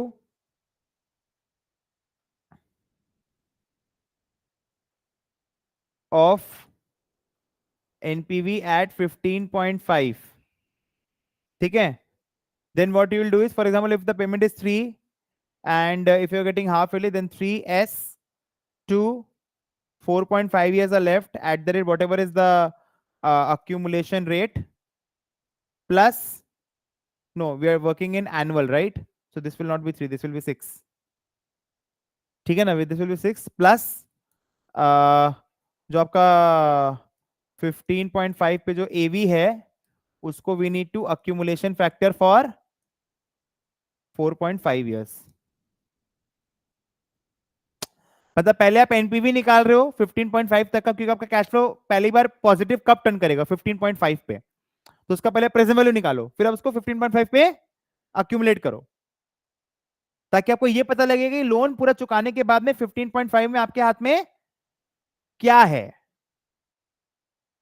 ठीक है ना। अब जैसे देखो ये वाला जो है अप्रैल 2013 का जो क्वेश्चन नंबर 8 है, इसमें क्या हो रहा है, बोला गाड़ी बनाएगा, बट इसमें हर साल का पेमेंट अलग अलग है, तो इसमें मैंने ईयर वाइज करके दिखाया आपको, क्योंकि उसमें कोई पैटर्न नहीं बन पाएगा, और पैटर्न भी बन जाएगा बट थोड़ा कॉम्प्लेक्स होगा। ठीक है। बहुत बार क्या होता है प्रोजेक्ट प्रेजेंट में, जब इक्वेशन बहुत लंबा हो जाता है कैलकुलेटर में फिट इन नहीं होगा, तो आपको क्या करना पड़ेगा, पुट इन करके बोला, जब जैसे ऐसा कोई ऐसा टाइप का क्वेश्चन आपसे पूछ रहा है, बोलता है कि प्रूव करिए कि ए का कुछ ज्यादा है बी से, रेट ए का ज्यादा है बी से, तो ए का रेट बी से ज्यादा है, तो बी का रेट को ए का इक्वेशन में डालो, तो उससे क्या होगा, ए का जो एनपीवी है वो क्या आएगा, positive, lower the return higher the NPV. तो इससे क्या समझ में आ रहा है, अगर अपने को एनपीवी को पॉजिटिव से जीरो पे लाना है तो रेट को क्या करना पड़ेगा, बढ़ाना पड़ेगा, ज्यादा जोर से टानेंगे तो पीवी कम आएगा। ये वाला क्वेश्चन था, ये वाला अपने को देखो इसमें बोला है सितंबर 2015 का जो क्वेश्चन नंबर 9 है, ये वाला फिट इन ही नहीं हो रहा था, बहुत बार ऐसा हो सकता है आपका क्वेश्चन फिट इन नहीं हो, पुट करिए वैल्यू, देखना तभी फिट इन नहीं होगा जब आपको ये बोलेगा प्रूफ करिए कि ये इससे ज्यादा है, तभी ऐसा आएगा, नहीं तो नहीं आएगा।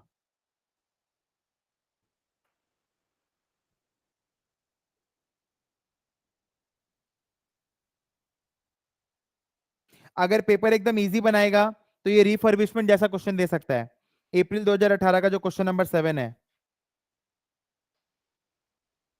मैंने सर्टेन कैश फ्लो में तो एक्चुअली क्वेश्चन है ही नहीं, पहला वाला बुकलेट, बैठो एक दिन, लोन शेड्यूल एक दिन, प्रोजेक्ट अप्रेजल, इसमें तो क्वेश्चन ही 16 है। एक देखना, एक क्वेश्चन है मैट में है, क्रॉसओवर पॉइंट के ऊपर में है, तुम लोग को ये पूछ सकता है एनपीवी के हिसाब से जाएं कि आईआरआर के हिसाब से, दोनों का अपना महत्व है, विच वन टू चूज। बोलेगा हर्डल रेट इज 8%, एक का रिटर्न है 5, एक का रिटर्न है 6, दोनों नहीं, वहां सख्ती रखना। तुम बोलेगा 5 कम है 6 ज्यादा है, 6 वाला नहीं, हर्डल रेट ही क्रॉस नहीं कर रहा तो दोनों को नहीं सिलेक्ट करेंगे। हर्डल रेट ही अगर क्रॉस नहीं करे तो दोनों को सिलेक्ट नहीं करेंगे भाई, ये चीज समझो।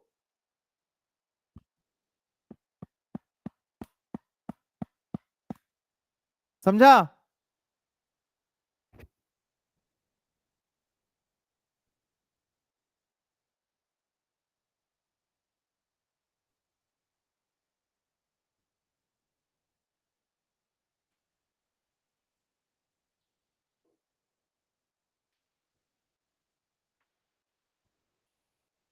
The only way to get success in actual exam is you need to practice practice and practice, मतलब बहुत प्रैक्टिस करना पड़ेगा। इसमें देखने का तो कोई सीन ही नहीं है, देखना तो इज वेस्ट ऑफ टाइम। अगर तुम ये सोचो तुम बाकी तुम्हारा फ्रेंड 5 घंटा पढ़ रहा है और तुम 2 घंटा में उसी को देख ले रहा है, कोई फायदा नहीं है। तुमको पूरा एंड तक बनाना पड़ेगा और मार्क कर करके चलो कि इसमें मेरे को दिक्कत हुआ, उसको मार्क कर लो, अगला बार खाली उसी को करना। मान लो पहली बार तुम्हारे पास में अगर 100 क्वेश्चन है, पहली बार 100 क्वेश्चन सारा बनाया, अब तुमको समझ आएगा भाई ये डिफिकल्ट है, ये डिफिकल्ट है, तो वो सब बनाओ वापस से, फिर उसमें से और कुछ डिफिकल्ट निकलेगा, वैसे करके एक ट्रायंगल बनना चाहिए पूरा। पहले ये सारा किया, फिर धीरे धीरे जाके जो लास्ट का जो बचेगा उसको बस लास्ट में देख लेना। ठीक है?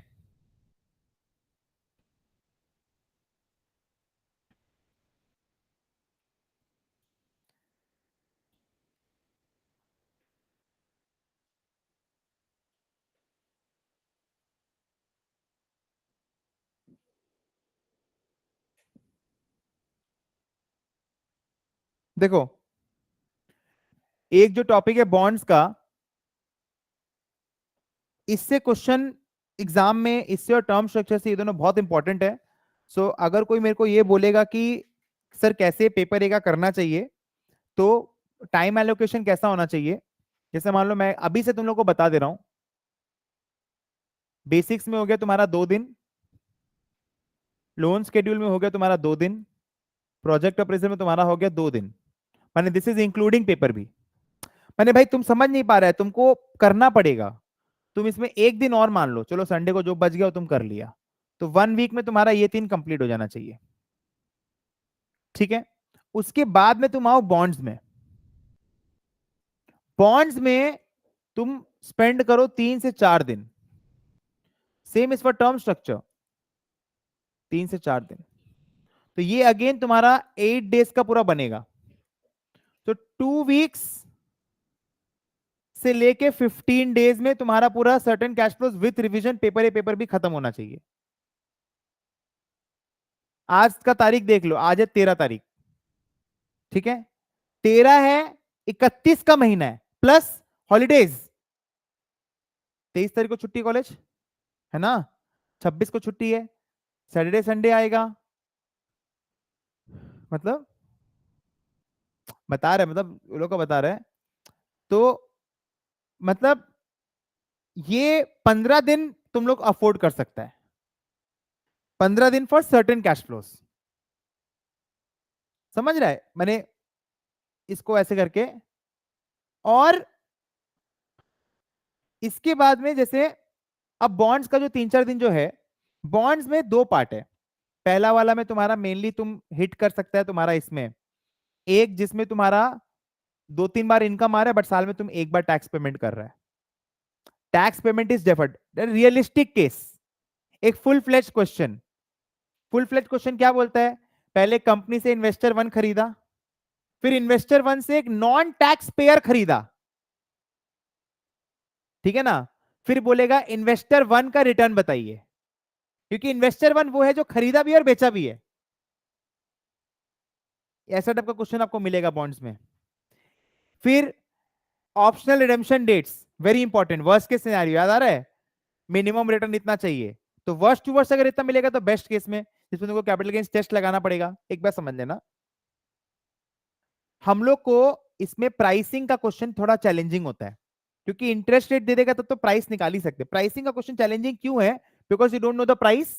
If you don't know the price, then in case of capital gains sale price minus purchase price, तो दोनों तरफ तुम्हारा पीपी रहेगा। इमेजिन करो एक बार आंख बंद करके सोचो, यहां पर भी पी एलएचएस में, आरएचएस में पी क्यों आ रहा है? बिकॉज आपका कैपिटल गेन्स टेस्ट पॉजिटिव आया, कैपिटल गेन्स है, तो कैपिटल गेन्स क्या होगा? Cell price minus P. अब समझना, बोलेगा एक नॉन टैक्स पेइंग एंटिटी है, एक नॉन प्रॉफिट ऑर्गेनाइजेशन है, उसको कोई टैक्स नहीं देना है, ठीक है ना, बट आपको कैपिटल गेन्स का रेट देगा फंसाने के लिए, ठीक है, आपको इनकम टैक्स का रेट देगा, नहीं लगाना है। बट क्या कैपिटल गेन्स टेस्ट भी नहीं करेंगे? करेंगे। Capital gains test is not for determining the tax amount. किस चीज के लिए है वो? To to get to know whether there is a gain और नॉट। गेन है तब तो उसके लिए प्रोविजनिंग करेंगे ना, 100 माइनस पी और 110 माइनस पी, नहीं है तो फिर उस कॉलम को हटा देंगे, इसीलिए टेस्टिंग होता है। बहुत लोग बोलता है कि नॉन टैक्स पेइंग है तो टेस्ट भी नहीं कर, टेस्ट तो करना ही पड़ेगा, टेस्ट करेगा तभी तो पता लगेगा कि उसके लिए प्रोविजनिंग करना है कि नहीं करना है, ठीक है ना। तो ये वाला क्वेश्चन ऑप्शनल रिडेम्पशन डेट्स भाई बहुत इंपॉर्टेंट है, ठीक है। यस,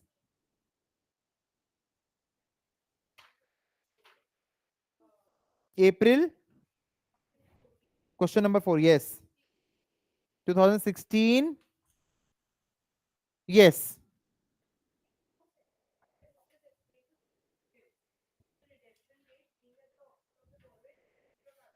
हम्म,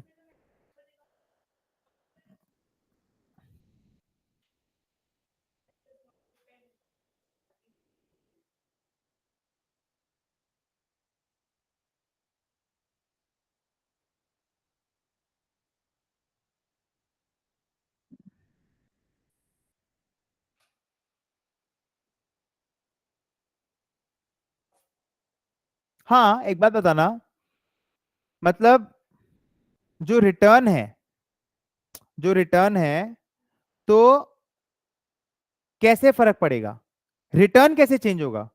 बोलता है explain the significance of the redemption date being at the option of the borrower. तो जो रिटर्न है वो कैसे चेंज हो जाएगा? बॉन्ड का जो रिटर्न है, चाहे वो बोरोवर का हो चाहे वो कंपनी का हो, तो बॉन्ड का रिटर्न कैसे चेंज होगा एक पर्टिकुलर डेट पे? अगर बोरोवर के पास में भी है, हाँ बोलो।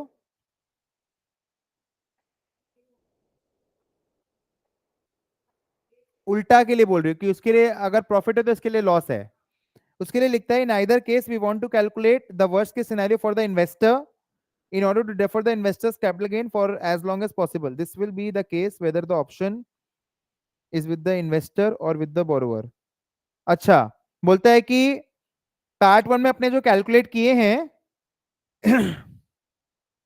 टेस्टिंग जो अपने करते हैं, बोलता है वो तो इन्वेस्टर के हिसाब से ही करते हैं, तो वो तो कंपनी के हिसाब से कभी नहीं करते हैं, तो फिर फर्क क्या पड़ता है? आपने जो पूरा गेम प्लान सेट किया है वो किसके साथ सेट किया है? इन्वेस्टर के हिसाब से। आप सॉल्विंग कैसे कर रहे हो? इन्वेस्टर के हिसाब से। तो क्या फर्क पड़ता है कि ऑप्शन उसके पास में ना उसके पास में? टेस्टिंग तो कंपनी के हिसाब से हो नहीं रहा है, टेस्टिंग और इन्वेस्टर के हिसाब से, ये लिखा है इसमें, ठीक है। और भाई देखो, इसमें बॉन्ड वैल्यूएशन में स्पेसिफिकली एक क्वेश्चन है अगेन, जो मेरे टर्म में आया था, सोच, ये वाला क्वेश्चन सितंबर 2015, question number 7, minimum return, maximum return, फिर बोला एक्सपेक्टेड रिटर्न, हमको लोग तो सब सेम है।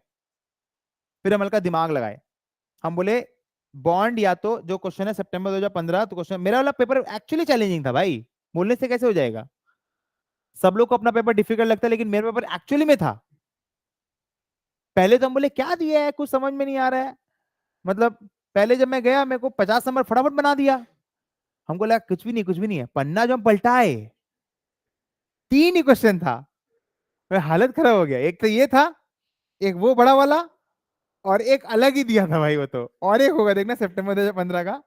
बोले क्या दिया है ये, मैंने इसके पहले का तुम लोग देखेगा ना, ऐसा टाइप का क्वेश्चन नहीं था। तो इसमें मतलब क्या बोलना चाहता है कि मिनिमम रिटर्न, मैक्सिमम रिटर्न, तो जैसे मिनिमम रिटर्न का बात करते हैं, दो टाइप का है, या तो टाइम 10 पे रिडीम होगा या फिर टाइम 20 पे रिडीम होगा। तो 10 का एक रिटर्न आएगा, और 20 का रिटर्न आएगा। अब 2 है तो एक मिनिमम होगा और एक, हो गया बात खत्म। एक्सपेक्टेड क्या है दोनों का, एवरेज वही है। ठीक है भाई, ये सब थोड़ा एग्जाम में ऐसे टाइप का क्वेश्चन पूछता है लोग। ये देखिए रहा, ये रहा सितंबर 2015 क्वेश्चन नंबर 8, ये वाला क्वेश्चन। इसमें ये लोग प्रूविंग करने बोला था। ये रहा, आपकी बार तुम लोग का ऐसा टाइप का क्वेश्चन भी आ सकता है।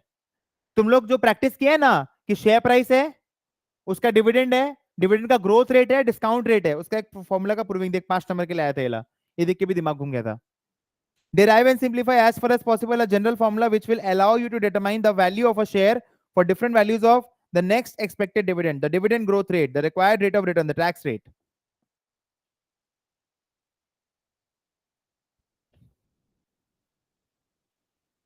ये फॉर्मूला बहुत सिंपल है, अपने जो वर्ड्स में करते हैं माने नंबर्स में करते हैं वो इसी को प्रूविंग करना बहुत सिंपल है। इसको देख लेना एक बार। और इंडेक्स नहीं मौका तो एक एक क्वेश्चन बनाना। एक्स डिविडेंड कम डिविडेंड तुम लोगों को करा ही दिया है, प्रॉपर्टी में रेंटल तुम लोगों को करा ही दिया है। उसके बाद में रेंटल पे अगर क्वेश्चन आएगा ना तो वो इक्वेशन ऑफ वैल्यू वाला आएगा, क्योंकि उसमें क्या हो रहा है ना, जब तुम 4 से 5 के बीच में कर रहे हो ना तो 4 पे एरर आ जा रहा है, तो वहां देख के आधा लोग घबराएगा। लेकिन फिर तुमको रुकना नहीं है, तुमको वहीं आगे बढ़ना है, क्योंकि 4 पे प्लस माइनस कट रहा है, तो इसलिए नीचे में 0 आने की वजह से वो एरर दिखा रहा है। बट तुम जैसे ही 4 से 5 करेगा, जैसे 4, 4.1, 4.2, 4.3, तो फिर वो तुमको 4.5 में आंसर देगा। तो एरर ये सब चीज का ना घबराना मत। तुमको ये लोग ऐसे ही चीज में फंसाएगा जहां ये लोग को मालूम है 99% बच्चे लोग घबरा जाएगा, वहां ही तुमको अपना काम दिखाना एग्जाम में। अब जैसे इंडेक्स लिंक बॉन्ड है, कुछ भी नहीं है, डेस्टिनेशन बाय सोर्स एक ही चीज है। जब हम लोग मनी कैश फ्लो निकाल रहे हैं तो हम लोग क्या कर रहे हैं, आगे लेके जा रहे हैं, आगे लेके जा रहे हैं with respect to time value of money. तो deemed payment date divide by deemed issue date. और जब रियल कैश फ्लो निकालेंगे तो क्या करेंगे, जब रियल कैश फ्लो निकाल रहे हैं तो क्या करें, पीछे लेके आ रहे हैं, मतलब पेमेंट सॉरी परचेज डेट, क्योंकि इशू कौन करता है, कंपनी। और ये हम लोग रियल कैश फ्लो निकाल रहे हैं इन्वेस्टर के लिए, तो परचेज डेट पे लेके आएंगे कहां से, पेमेंट डेट से। तो purchase date divide by payment date, एक ही चीज करना और कुछ करना ही नहीं है। बहुत बार तुमको बोल देगा आपका हाथ में कैश फ्लो दे दिया है, तुम देखेगा पेमेंट हो रहा है, समझ लेना। जैसे मान लो साल साल में पेमेंट हो रहा है, तो तुम लोग को पेमेंट में बोलेगा लैग है 1 साल का, 1 साल का लैग है, तो तुमको बोलेगा पेमेंट हो रहा है 16, 17, 18, 16, 17, 18। बट तुमको जो इंडेक्स है वो देगा 15, 16, 17। बच्चा आधा घंटा वही वेस्ट कर देगा सोच के कि 18 का क्यों नहीं दिया, लेकिन 18 का तो चाहिए ही नहीं ना, क्योंकि लैग है। तो deemed payment date by deemed issue date, तो एक एक साल पुराना आएगा ना। ऐसा बहुत सारा क्वेश्चन है। अब मेरे को कैसे है, मैं लिखता था कि भाई ये क्वेश्चन में नयापन क्या है। अभी जब तुम लोग प्रैक्टिस करेगा, सबको एक एक रिवीजन में मिला है, ऐसा तो नहीं कॉमन में दिए है, उसमें लिखो कि इसमें प्रॉब्लम क्या है, क्वेश्चन में नयापन खोजो। मान लो ये वाला जो क्वेश्चन है, जैसे मान लो मैं पहला वाला क्वेश्चन किया अप्रैल 2012 का क्वेश्चन नंबर 6 फॉर एग्जांपल, तो इसमें हमको ये देखना पड़ेगा इसमें नयापन क्या है क्वेश्चन में। उसको लिख लो हिंदी में, इंग्लिश में, जिस जो भी तुम्हारा लैंग्वेज है, कि ये क्वेश्चन में यहां पर ट्रिकी है, इसको ऐसे करना है। तो जब रिवाइज करेगा ना बहुत इजी हो जाएगा तुम लोग के लिए। हाँ बोलो। एक्सपेक्टेशन थ्योरी आएंगे इसके बाद टर्म स्ट्रक्चर में, वो 1 मिनट रुको। ठीक है, अब इसके बाद में तुम्हारा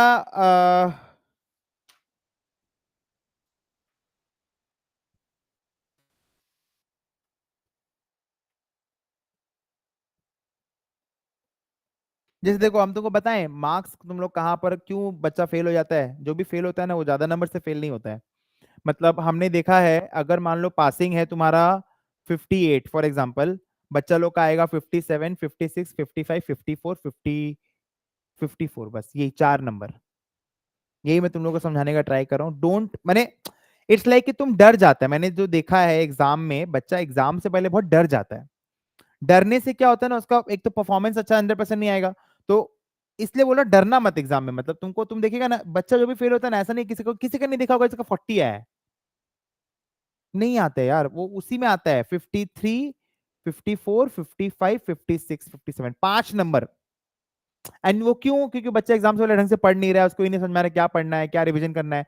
सम सॉल्व करते रहना, सम सॉल्व करते रहना, बार बार एक ही चीज बोल रहे हैं, एग्जाम के एक दिन पहले तक भी सम को सॉल्व करते रहना, ठीक है। हाँ, क्या बोल रहा था कौन?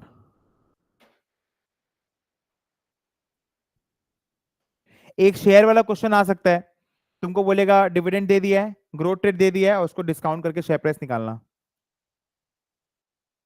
एक साल बाद का डिविडेंड दे देगा, ठीक है, और ग्रोथ रेट दे देगा, तो वो जो अपने कंपाउंड इंक्रीजिंग एनमिटी वाला जो चीज है, ठीक है।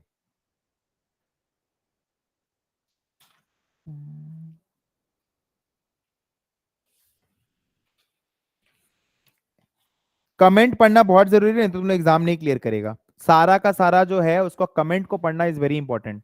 एंड पूरा इसमें मेरे को जो लगता है देयर इज अ शिफ्ट।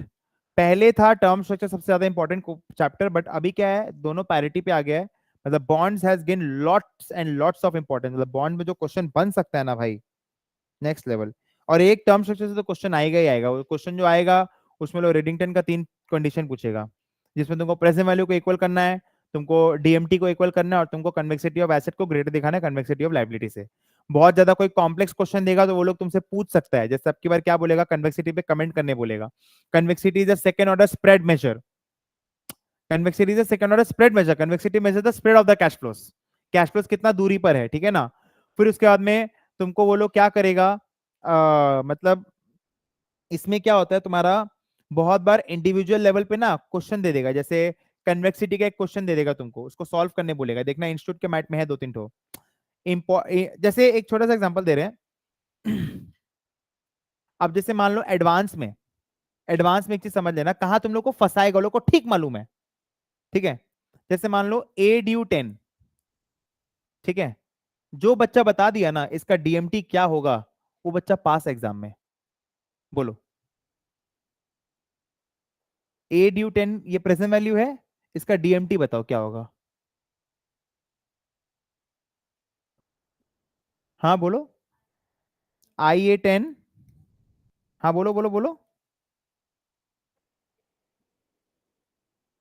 तुम लोग को तो यही समझा रहे हैं, तुम लोग को उसको ठीक मालूम है, बच्चे लोग पता है क्या करके आएगा, बच्चे लोग का दिमाग छोटा होता है, वो लोग।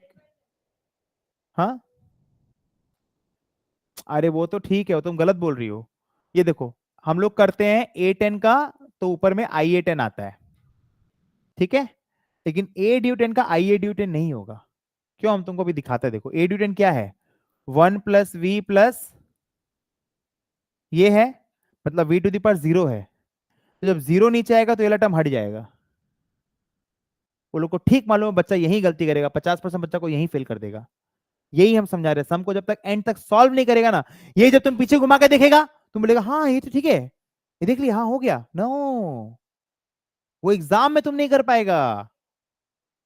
हाँ तुम, अरे कुछ एक्सप्लेन करने का है नहीं ना, IA-20 का प्रेजेंट वैल्यू है ये, तुम इसका जब डीएमटी निकालोगे तो क्या निकलेगा, ऊपर में जो है वो नीचे आ जाएगा, सिंपल ही तो होता है ना, V के पावर में जो है, तो V⁴ 0, 0 नीचे आएगा, पहला टर्म खत्म, तो यहाँ पर क्या बनेगा, V plus plus dot dot plus, this is IA-9 numerator. Simple है भाई, यही सब चीज में लोग फंसाएगा। A⁻n का क्या होगा, IA बार नहीं, IA⁻n, V⁻T dt, तो T नीचे आएगा तो TV⁻T dt। ये तो वही, अब इसमें क्वेश्चन एक आएगा, लिख लो, रिकॉर्डिंग हो रहा है, नहीं आया तो जो बोलोगे करेंगे, जाओ। एक क्वेश्चन आएगा जिसमें लोग ये बोलेगा, आ, मैंने नहीं भी आ सकता है, चांसेस है, ठीक है ना, चांसेस है कि ऐसा सोच रहे हैं कि हो सकता है लोग दे। अब मेरा वीडियो अगर वो लोग देख लिया तो बोलेगा ये बोला, ये तो नहीं देंगे। ऐसा नहीं है, मतलब हो सकता है, अच्छा क्वेश्चन है, आ सकता है, मेरा बोलने का मतलब हमेशा मैं बोलूंगा ना, जो आएगा मतलब 50-50 चांस है उसका। क्योंकि 50% तो कुछ भी हो सकता है। ऐसे बोलेगा कि जैसे तुमको पहले बोलेगा प्रेजेंट वैल्यू निकालो, फिर डीएमटी निकालो, तो डीएमटी फिर वोलैटिलिटी बोलेगा। वोलैटिलिटी में दिक्कत है भाई, -A'। वोलैटिलिटी में, वोलैटिलिटी क्या है, बताओ। तुमको बोलेगा एक्सप्लेन वोलेटिलिटी इन वर्ड्स, तुम बोलेगा हम बयां ही नहीं कर पा रहे। वोलेटिलिटी इन वर्ड्स मतलब क्या है? अगर इंटरेस्ट रेट में 1% का चेंज होगा तो प्रेजेंट वैल्यू में कितना परसेंट का चेंज आएगा, ये है वोलेटिलिटी। इंटरेस्ट रेट में अगर 1% का चेंज होगा तो प्रेजेंट वैल्यू में कितना परसेंट का चेंज होगा, ये क्वेश्चन देगा तुमको।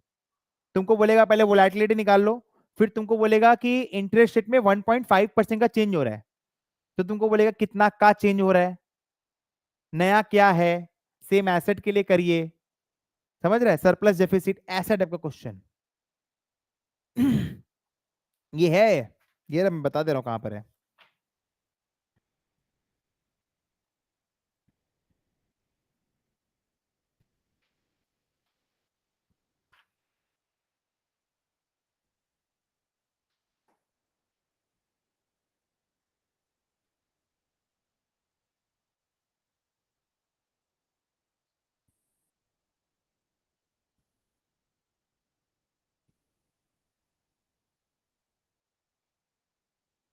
और इसमें क्या पूछ सकता है? बाकी तो तुम्हारा वो है spot rate and forward rate. Spot rate forward rate का डिस्क्रीट का भी पूछ सकता है, कंटिन्यूअस का भी पूछ सकता है, ठीक है। उस पर एक बेसिक क्वेश्चन ये लोग पूछ सकता है, तुमको वाई एन का इक्वेशन दे देगा। अच्छा एक बात बताओ, जीआरवाई कैसे निकालेंगे अगर स्पॉट दिया हुआ है तो? स्पॉट दिया हुआ है तो स्पॉट से पहले तुम प्राइस निकालेगा, फिर वो प्राइस पे तुम जीआरवाई निकालेगा, ठीक है।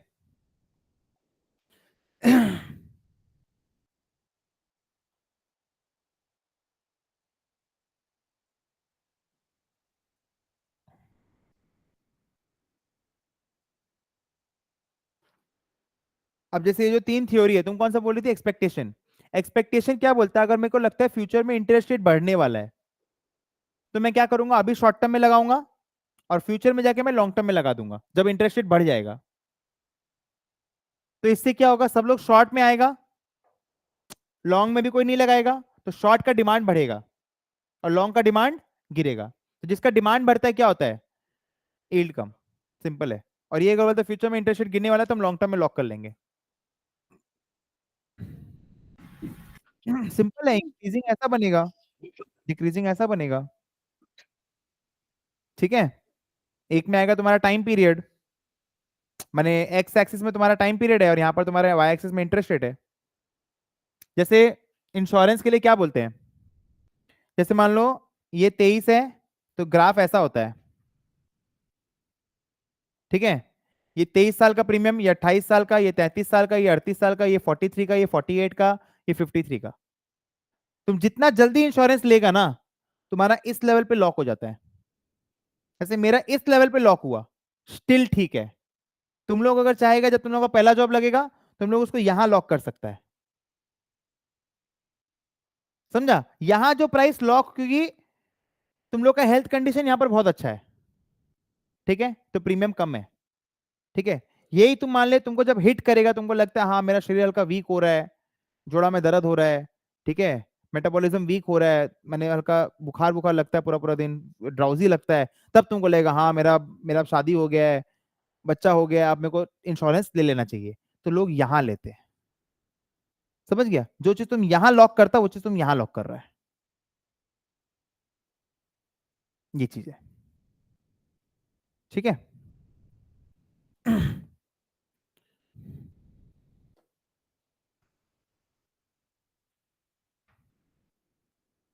एक तो ये लोग देगा ही, मतलब रेडिंगटन वाला तो देगा ही। एक और क्वेश्चन जो आ सकता है एग्जाम में वो ये है कि रेडिंगटन का प्रूविंग करके दिखाइए, जो मेरे को फील आ रहा है कि ये लोग पूछ सकता है। जैसे हम लोग सारा क्वेश्चन प्रैक्टिस करके जाएंगे और ये लोग बोल देगा कि रेडिंगटन का प्रूविंग करके दिखाइए, तो तुम लोग इंस्टीट्यूट का मैट में स्टडी करना। नेक्स्ट वीक जो क्लास होगा ना, उसमें हम तुम लोग को पहले सर्टेन कैश फ्लोज का पूरा डाउट्स लेंगे। आज के लिए इतना ही था मेरी तरफ से। सर्टेन कैश फ्लोज का सुन लो पहले, डाउट्स लेंगे, ठीक है। एंड अगर तुम लोग को रेडिंगटन का प्रूविंग में अगर कोई भी दिक्कत हो रहा है तीनों कंडीशन का, तो वो हम लोग करेंगे एक बार, ठीक है। और फिर उस दिन हम तुम लोग को कंटिजेंसीज में भी हेल्प करेगा,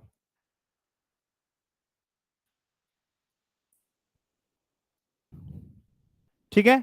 that's it for the day. Thank you, please अच्छे से पढ़ो, ठीक है। अच्छे से पढ़ने से ही होगा। एंड ये जो सारा क्लास हो रहा है, जो लोग भी अटेंड नहीं कर रहे वो लोग को बोलो अटेंड करें, ताकि एक समझ में आए कि हाँ कैसे क्या है। ठीक है, ओके। टर्म स्ट्रक्चर तक करके आना है अच्छे से, कोई भी डाउट्स होगा तो वो मैं कराऊंगा। ठीक है, थैंक यू।